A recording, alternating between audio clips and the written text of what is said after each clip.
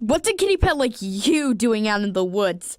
Don't you know it's dangerous? Asked Graypaw. If you're the most dangerous thing these woods has to offer, then I think I can handle it. Rusty bluffed.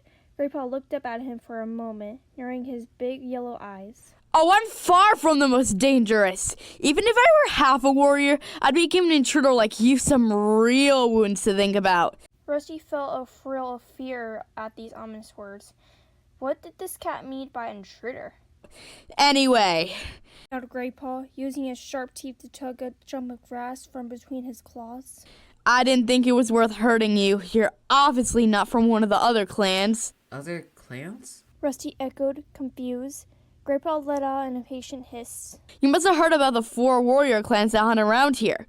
I belong to the Thunder Clan. The other clans are always trying to steal prey from our territory, especially Shadow Clan. They're so fierce they would have ripped you to shreds, no questions asked. Graypaw paused to spit angrily and continued. They come to take prey that is rightfully ours. It's the job of ThunderClan warriors to keep them out of our territory. When I finish my training, I'll be so dangerous. I'll have the other clans shaking in their flea-bitten skins. They won't dare come near us then. Rusty narrowed his eyes. This must be one of the wildcats Smudge had warned him about. Living rough in the woods, hunting and fighting each other for every last scrap of food. Yet Rusty didn't feel scared. In fact, it was hard not to admire this confident kitten. So you're not a warrior yet? He asked. Why? Did you think I was? Graypaw purred proudly. Then he shook his wide, free head. I won't be a real warrior for ages. I have to go through training first. Kids have to be 6 moons old before they even begin training. Tonight's my first night out as an apprentice. Why don't you go find yourself an owner of a nice cozy house instead? Rusty meowed. There are plenty of households taking a kitten like you.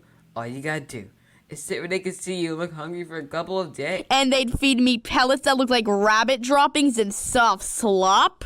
Graypaw interrupted. No way. I can't think of anything worse than being a kitty pet. They're nothing but 2-legged toys. Eating stuff that doesn't look like food, making dirt in a box of gravel, sticking their noses outside only when their 2 legs allow them.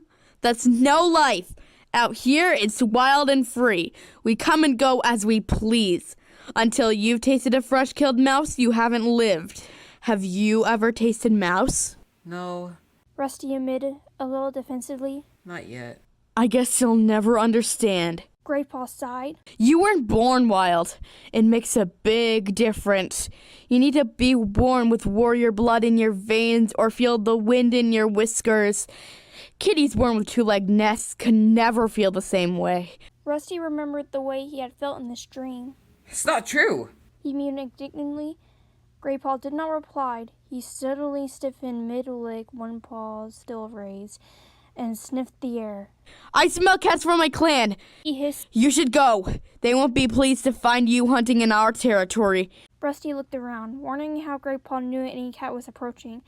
He couldn't smell any different on the leaf-scented breeze, but his fur stood on end at the note of urgency of Graypaw's voice. Quick! Hissed Graypaw again. Run! Rusty prepared to spring into the bushes, not knowing which way was safe to jump. He was too late. A voice meowed behind him, firm and menacing. What's going on here? Rusty turned to see a large gray she-cat strolling majestically out of the undergrowth. She was magnificent. White hair streaked her muzzle, and an ugly scar parted the fur across her shoulders, but her smooth gray coat shone like silver in the moonlight. Bluestar! Sighed Rusty. Graypaw crouched down and narrowed his eyes. He crouched even lower when a second cat, a handsome golden tabby, followed the gray cat into the clearing. You shouldn't be so near 2-leg place, Graypaw. Growled the golden tabby angrily, narrowing his green eyes. I know, Lionheart. I'm sorry. Graypaw looked down at his paws. Rusty copied Graypaw and crouched low to the forest floor, his ears twitching nervously. These cats had an air of strength that he had never seen in any of his garden friends. Maybe what Smudge had warned him about was true. Who is this? Asked the she-cat. Rusty flinched as she turned her gaze on him. Her piercing blue eyes made him feel even more vulnerable. He's no threat. mewed Graypaw quickly. He's not another clan warrior, just a two-legged pet from beyond our territories. Just a two-legged pet? The words inflamed Rusty, but he held his tongue. The warning look in Bluestar's stare told him that she had observed the anger in his eyes, and he looked away. This is Bluestar. She's the leader of my clan. Graypaw hissed to Rusty under his breath. And Lionheart, he's my mentor, which means he's training me to be a warrior. Thank you for the introduction, Graypaw. Meowed Lionheart coolly. Bluestar was still staring at Rusty. You fight well for a two-legged pet. Rusty and Graypaw exchanged confused glances. How could she know? We have been watching you both. Bluestar went on, as if she read their thoughts. We wondered how you would deal with an intruder, Graypaw. You attacked him bravely. Graypaw looked pleased at Bluestar's praise. Sit up now, both of you. Bluestar looked at Rusty. You too, kitty pet. He sat up immediately and held Bluestar's gaze evenly as she addressed him. You reacted well to the attack, kitty pet. Graypaw is stronger than you, but you used your wits to defend yourself, and you turned to face him when he chased you. I've not seen a kitty pet do that before. Rusty managed to nod his thanks, taken aback by such unexpected praise. Her next words surprised him even more. I have been wondering how you'd perform out here, beyond the two-leg place. We patrol this border frequently, so I have often seen you sitting on your boundary staring into the forest. And now at last you have dared to place your paws here. Bluestar stared at Rusty thoughtfully. You do seem to have a natural hunting ability. Sharp eyes. You would have caught that mouse if you hadn't hesitated so long. Really? Rusty stammered. Lionheart spoke now. His deep meow was respectful, but insistent. Bluestar, this is a kitty pet. He should not be hunting in the ThunderClan territory. Send him home to his two legs. Rusty purkled at Lionheart's dismissive words. Send me home? He mewed impatiently. Bluestar's words had made him glow with pride. She had noticed him. She had been impressed by him. But I've only come to hunt for a mouse or two. I'm sure there's enough to go around. Bluestar had turned her head to acknowledge Lionheart's words.